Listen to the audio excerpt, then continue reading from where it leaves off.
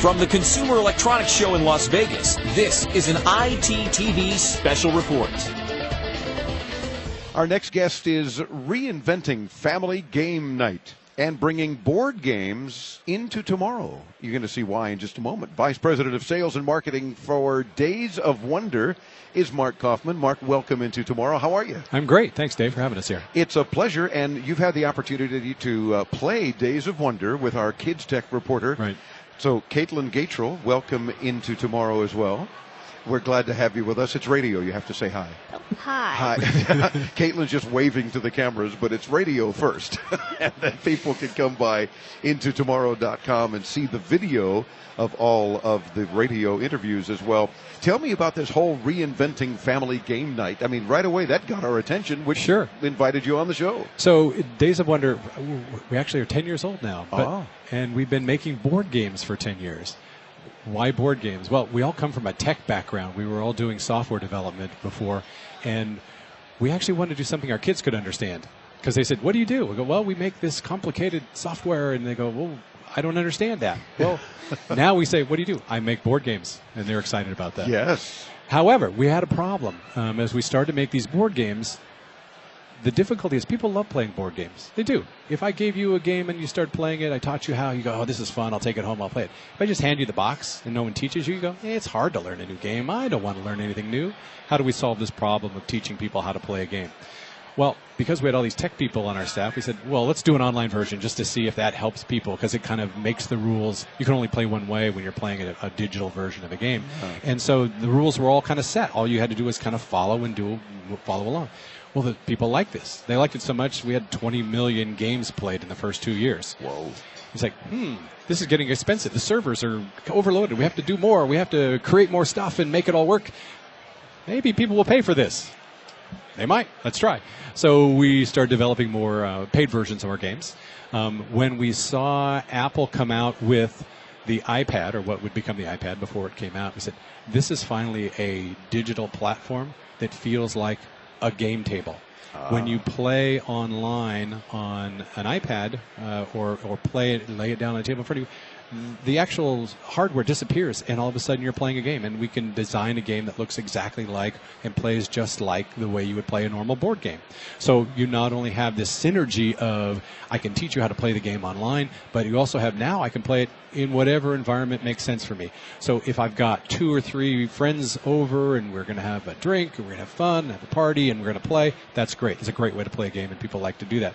But what if I've got a son and he's moved away to college and he still likes to play games, but I can't play with him on the dining room table anymore. We can go grab our iPads, or he can play on his PC, I can play on my iPad, and we can connect up online and play together with each other. So you've got some long-distance gameplay, but it's still family night. And we see people playing, from Australia to Paris, playing against each other in the same games on our network. So it's a way, first of all, we did it to teach people how to play the game. And second of all, it's a way to connect up to a much broader world of people and be able to have a similar game experience. The game's identical, but you play differently when you're playing in front of friends, and you're kind of taking your time and doing stuff. And you can play on not only the iPad, but we also have a brand new iPhone version that came out a couple months ago. So you can play on a scaled down version. So now you can play a scaled down version. Hey, you're on the train, or you're commuting, you're doing whatever. Hopefully not driving while you're playing. Yes, that would be not recommended. No, but you can just pick up a game, play against the bots that are built into the game, and try and make achievements and do things. And Caitlin's actually been playing the iPad version of it today here, and I think she's been having fun with it. She hasn't put it down yet. I know. That's a problem. It's like, well, come on, Caitlin, we need you to go report on other stuff. And she says, just another moment. Days of Wonder is getting your attention. Tell us about it. Are you having fun with it? Well, fun. I'm having lots of fun. It's just, I don't know how I just love it. I just like it so much. It's like, all I have to do is just get trains, and you have to create the tracks. Oh, really? So you're building your own train system as in this particular part of the game, right? It has a train that you have to build, but you have to try to get the right trains, and you have to kind of build it, but they have a train track that you're collecting sets of cards that match the routes that are on the map. And the core game, the base game, is a U.S. map, but there are other maps as well, as you might expect from Europe and India and other things as well. You collect those colored cards, and then when you have sets of them, you lay them down and claim the routes that match those colors. the longer routes, the more points you're going to earn. So it's fairly simple that way.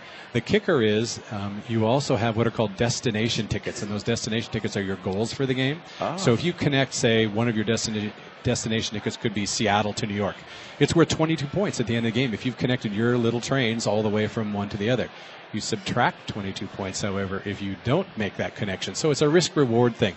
And it ends up being kind of treacherous sometimes, so people can block you from getting, if you need to get to New York and they know it, I'm going to stop you from going there. So it's this friendly little fun family game that can turn vicious at a moment's notice if you're not careful, and depending upon who you're playing with. Yeah, of course, exactly. You might tailor it just a little. So if you're playing with your grandmother, she'll probably cheat to beat you. Probably, Yeah, of course, as grandmothers are known to do. I love on your flyer you talk about tonight, instead of work, bring home some fun. Exactly. And that makes it fun. And now the family is involved in a technology way to have a little more fun. And why not? And we've seen people, you can have people around the table playing the physical game. Somebody else has got the iPad that they're playing against one of the bots and trying to beat their highest score ever. Yeah. It's really kind of neat. Loving it. And Caitlin, you're having fun. Keep having fun with it. daysofwonder.com for more info. Mark and Caitlin, thanks for being with us. It's a great way to end this segment and continue to have some fun. Keep playing. Right. Thanks, Dave. All righty. And we're back with more next week, part 2 of our CES coverage, 3 weeks of coverage. So by all means, continue to stay tuned into tomorrow. All the interviews, all the videos, the video highlights, all the cool behind-the-scenes stuff available for you at intotomorrow.com.